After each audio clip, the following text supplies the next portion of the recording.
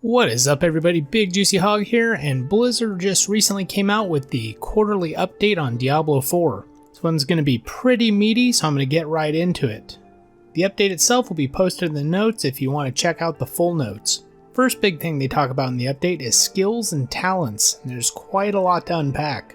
They begin by talking about the previously talked about ancestral, demonic, and angelic power. They acknowledged a lot of people didn't really think it was that impressive, and that they have some ideas on how to make it less min-maxy, as you would constantly be checking your gear and carrying around different pieces to hit certain bonuses. They like the overall idea, and are going to be working towards some itemization and reworks on the current system to make it feel better. A monster change that they mentioned, and when I say monster, I mean huge and not an actual monster, is that the legendary items are going to be different in Diablo 4. As you guys know, legendary items in Diablo 3 were required to feel powerful, and specifically set items.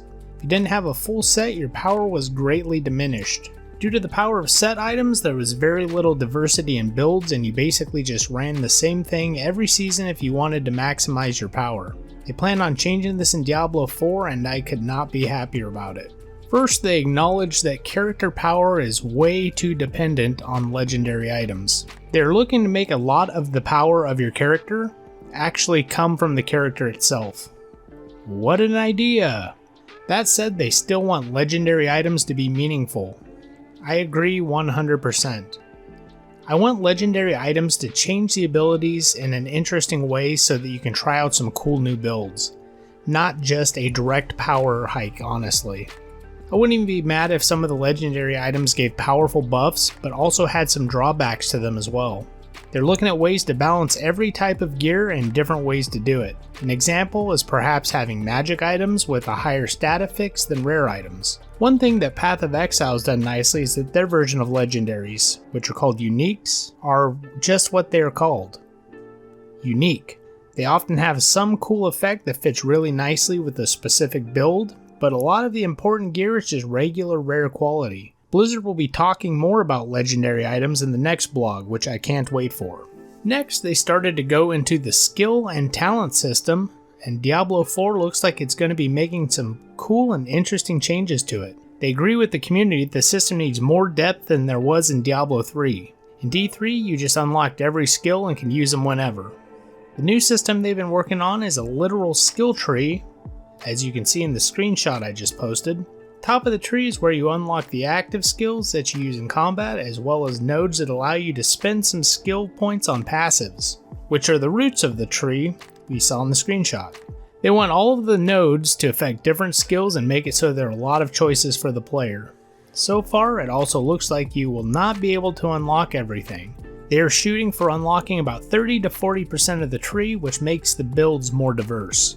Reminds me a little bit of the old WoW skill tree where you had to make tough decisions based on the limited number of skill points that you actually had.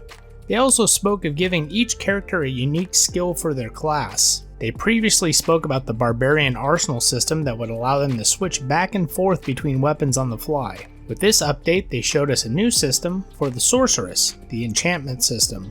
With the enchantment system, Sorceress skills can be placed into one of two different places: the active skill bar, or the enchantment slot. In the skill slot, it acts just like a normal skill would. However, in the enchantment slot, it really gains some flavor. While you no longer be able to use that skill, you will gain secondary bonus powers that will have some cool effects. The example that they gave was a meteor spell, which you cast as normal when it's on your skill bar, but has a chance to randomly proc and hit enemies as an enchantment. So add a lot of diversity to your build, along with the legendary changes, will make for some pretty sweet theory crafting. They're going to have some more on these systems in future updates. Last but not least, they talked a little bit about endgame progression. They mentioned that there won't be an update for it in their next blog, but they wanted to address some of their key thoughts in this one. They intend for the endgame system to provide extra depth and replayability to your character, something that D3 could not offer with the pretty boring Paragon system. They want the endgame system to be difficult to master, as it will be for the most hardcore of Diablo fans out there. I don't know about you, but that sounds a lot like a Path of Exile type mentality, and I love it. I can only hope that they make this Diablo the game that the fans deserve.